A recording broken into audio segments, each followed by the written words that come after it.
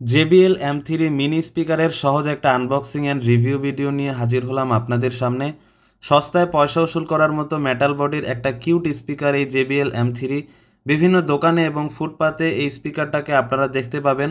অনেকেই কিনবেন ভাবছেন কিন্তু কেনা হচ্ছে না। তাদের জন্য এই ভিডিওটা সহায়ক হবে এই ডিসিশন নিতে যে কিনবেন নাকি কিনবেন না।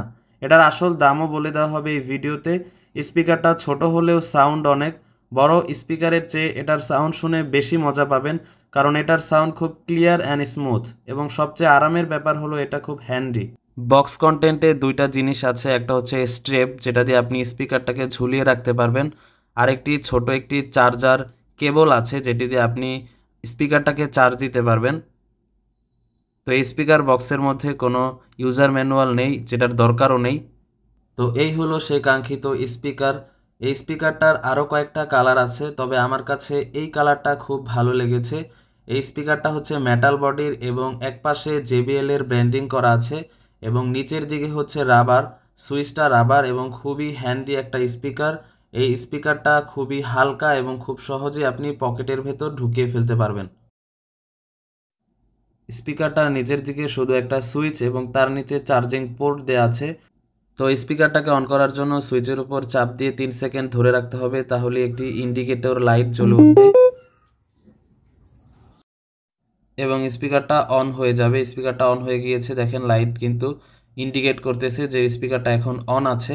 এরপর আমরা এই স্পিকারটাকে মোবাইলের সাথে ব্লুটুথের মাধ্যমে কানেক্ট করব। তো মোবাইলের ব্লুটুথ অন করবেন এবং স্ক্যান করবেন, তাহলে কয়েক সেকেন্ডের মধ্যেই M3 নামক ডিভাইসটা এখানে শো করবে। এর উপর ক্লিক করবেন এবং পেয়ার করে নেবেন।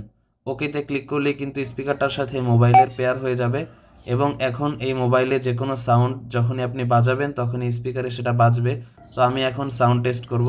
এর জন্য আমি একটি গজল বাজিয়ে দেখছি এটার সাউন্ড আসলে কেমন। তো শুনতে থাকুন।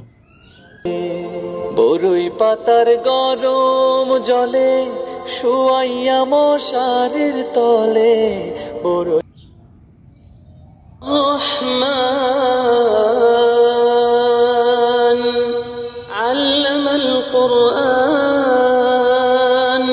খলাকাল ইনসান। এই স্পিকারটার পাইকারি দাম মাত্র 190 টাকা এবং দোকানে এটা আপনি 300 টাকার আশেপাশে পেয়ে যাবেন।